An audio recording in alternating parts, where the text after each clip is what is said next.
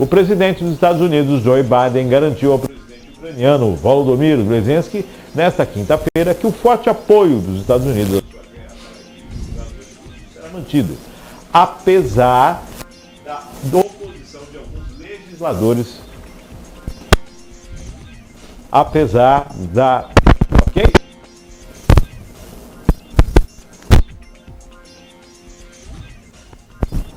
Ok? Positivo? Ok.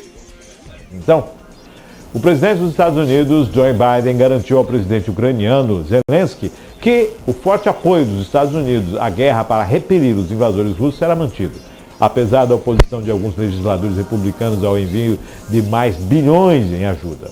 Biden e Zelensky realizaram um conselho de guerra na sala leste da Casa Branca, como parte de uma tempestade de aparições que o líder da Ucrânia fez para reforçar o apoio dos Estados Unidos a uma guerra que começou em fevereiro de 2022 e não tem fim à vista. Senhor presidente, estamos com você. Vamos ficar com você, disse Biden a Zelensky antes de estender a mão sobre a mesa e apertar a sua mão após 2 horas de negociações. Zelensky agradeceu a Biden por um novo pacote de ajuda militar de 325 milhões de dólares para armamentos e defesas aéreas, dizendo que ele tem exatamente o que nossos soldados precisam agora. Ele disse que ele e Biden concordam em medidas específicas para expandir as exportações de grãos da Ucrânia diante do bloqueio russo e das tensões com a vizinha Polônia. Ele não detalhou as etapas. O pedido de Biden de 24 milhões de dólares em financiamento à Ucrânia para ajudar a pagar a defesa e ajuda humanitária da Ucrânia até o final do ano está reprimido numa luta orçamental promovida pelos radicais republicanos na Câmara dos Representantes. Questionado sobre superar a oposição, Biden disse que o único caminho seria a aprovação do Congresso dos Estados Unidos. Conto com o bom senso do Congresso dos Estados Unidos, não há alternativa, disse ele. Os comentários do senador republicano Rand Paul, um crítico frequente da ajuda externa, foram emblemáticos da oposição. Ele disse à Fox Business News que a Ucrânia é um regime corrupto e que a guerra não tem fim à vista. Biden disse que os primeiros tanques Abrams americanos serão entregues à Ucrânia na próxima semana. Tal como estamos empenhados em ajudar a Ucrânia a defender-se agora, também estaremos empenhados em ajudá-la a recuperar e a reconstruir o futuro, incluindo o apoio a reformas que irão combater a corrupção, disse Biden. As informações são da agência Reuters. Barato, né? Todo esse boom que transformou essa guerra é complicado, mas assim, eu vou trazer uma análise minha em cima do que eu percebo. É claro que a gente olha essa boa vontade do presidente dos Estados Unidos e acha, nossa, como ele é um cara bonzinho. Não. Na verdade, se a gente for olhar a fundo, essa guerra da Ucrânia, ela nos retoma lá, ela traz à nossa memória o que foi o contexto da Guerra Fria, Márcio. E aí, naquele período em que Afeganistão tinha uma rusga muito grande com a extinta União Soviética, e aí os Estados Unidos acabou entrando nessa briga, fazendo praticamente essa mesma coisa que eles estão fazendo agora, fornecendo armas para o Afeganistão para lutar contra a União Soviética naquele período. E aí, por quê? Porque essa briga ela já vem da extinta União Soviética com os Estados Unidos. O que acontece, na verdade, é que é uma forma dos Estados Unidos entrar na pauta sem ser o personagem principal. Ele quer dar o subsídio para que a Ucrânia consiga vencer ou continuar nessa luta, porque ele pretende continuar sendo uma superpotência. E a partir do momento que ele mostra esse poder, sabe aquela coisa tipo assim, pô, eu te ajudei lá na frente, se a Ucrânia, porque por isso que ele quer que a Ucrânia se reerga, eu te ajudei lá na frente, agora você tem que estar comigo. É uma forma de domínio. Né, uma forma de domínio. É a questão da guerra, né? Bem que você falou da Guerra Fria. Se você me permite no seu comentário, é aquela questão, eu vou te ajudar e lá na frente você tem que reconstruir seu país, você vai precisar da minha ajuda. E aí a gente vai conversar comercialmente. Você tem grãos, me interessa. Me interessa, você tem exatamente. Eu quero estar próximo.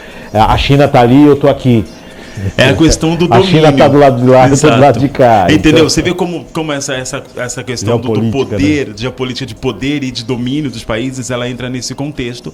Por isso que a gente traz em voga essa Guerra Fria. É claro que o Biden ele tem uma luta muito grande com os republicanos no próprio país, porque eles não querem, eles acham, aliás, a maioria dos americanos, sociedade civil, acha que os Estados Unidos não deve ajudar a Ucrânia nesse momento.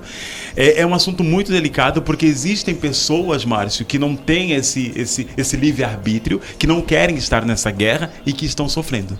você tem uma formação em política externa, né? Em relações internacionais, sim. Em relações internacionais. Esses são assuntos que anteriormente, antes da internet, eles ficariam muito distantes. Só que hoje eles fazem parte do dia a dia de muita quase gente. todos os cidadãos do mundo, né? O mundo acompanha isso. E quando a gente está falando da geopolítica, o pessoal fala, poxa, mas está ajudando com interesse. Tudo acontece assim, né? O interesse existiu. E existe. E Estados Unidos está vendo ali a possibilidade. Lógico, tem a questão humanitária que as pessoas e a guerra. Gente, a guerra não é boa para ninguém. Quer dizer, é só boa para quem vende armas. Para a indústria bélica. Né? É muito legal. A gente discute sobre esses conflitos bélicos como cidadão comum, mas se a gente parar para analisar no contexto técnico, tudo isso tem interesses de poder geopolítico, é fato. E aí eu até quero dar uma opinião para quem pretende se especializar, ou não se especializar, mas entender mais sobre o assunto. Existe um professor que é o professor de Relações Internacionais, ex-deputado do estado de São Paulo, N. Roque, com H, Coquier, fica Roque. Ele explica muito sobre a geopolítica. Ele tem uns vídeos na internet que ele fala sobre a geopolítica do mundo e o que está por trás de todas essas guerras que acontecem. Então a gente começa e a gente faz essa análise de trazer o que aconteceu lá atrás e como isso se reflete no que está acontecendo hoje. É muito interessante. E aí, voltando aos Estados Unidos, Ucrânia e Rússia, nesse contexto, a ideia dos Estados Unidos realmente é o domínio sobre a Ucrânia, que tem uma grande importância na geopolítica mundial e no poder financeiro por conta dos grãos. E aí ele acaba interferindo nessa potência que pode se tornar do outro lado a atual Rússia, ex-União Soviética, junto com a China apoiando. Então, na verdade, o interesse é muito mais nesse jogo de poder entre esses países do que em ajudar o povo ucraniano. E é lógico, a Rússia tem interesse na Ucrânia e muito, né? Zelensky pontuou na última reunião da ONU e agora na Casa Branca, lá conversando com o Conselho de Guerra, quer dizer, ele protagonizou essa situação e vem sendo a pessoa de maior exposição nesses últimos meses, vou colocar nesse último ano, tudo isso por conta da guerra da Ucrânia. E ele vem percorrendo o mundo buscando apoio. Putin, que está lá firme. Inclusive você trazer o Zelensky, que ele já, inclusive aconteceu, não sei se vocês comentaram aqui, eu não assisti ontem essa semana no programa, mas até teve um encontro dele, ele fez questão de se encontrar com o nosso presidente, e aí teve até uns questionários da imprensa internacional, principalmente, sobre a forma com que o Lula parecia. Eu, assistindo a entrevista, falei, nossa, o Lula ele não está feliz ali. Não está à vontade. Não está à vontade. E é muito legal, porque tem que se tomar muito cuidado, porque o Brasil busca o protagonismo internacional. Aliás, o Brasil é um grande líder da América Latina, o país é uma grande potência aqui na nossa região e ele quer levar isso para fora. Essas conversas que ele tem tido com a União Europeia, em unir o Mercosul com a União Europeia por conta de assuntos econômicos, e ele acaba ficando em saia justa a partir do momento que ele abre as portas para atender os Zelensky. Então ele até...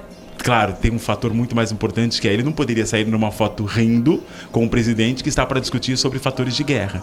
Então tem muito isso. Mas o Zelensky, ele está fazendo o papel dele de líder de um país que precisa realmente dessa ajuda. Ele está realmente mostrando a força da Ucrânia e principalmente a força dele enquanto líder daquela nação, porque ele está conseguindo se manter com os ataques russos, está conseguindo contra-atacar a Rússia e está tendo bons resultados. Tanto é que a Rússia precisa muito dessa intervenção da China e da Bielorrússia.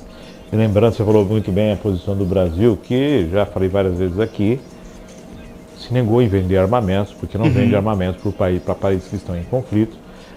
Houve o pedido da Alemanha contra toda a munição que o Brasil tem, né? Quando adquiriu os tanques, quando da chegada da Copa, das Olimpíadas, estava aqui. E toda aquela situação, o Brasil se negou a vender aviões Tucanos e outros equipamentos para a Ucrânia por estar em conflito. E, em contrapartida, tem a relação com a Rússia, fertilizantes, aproximação, Quer dizer, o Brasil fica numa situação complicada e precisa tomar muito cuidado. Mas lembrando que é uma guerra onde as pessoas estão morrendo, onde os filhos vão à guerra, os pais choram e os filhos morrem devido à guerra e os pais continuam chorando.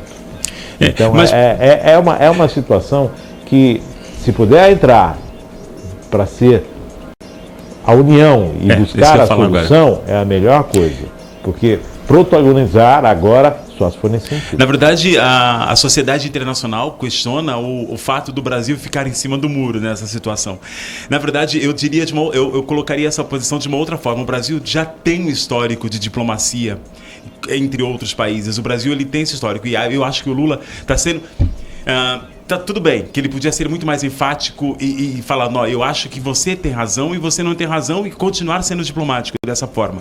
Mas a gente precisa tomar cuidado, porque quando a gente diverge de um, a gente acaba trazendo muito mais complicações do que soluções.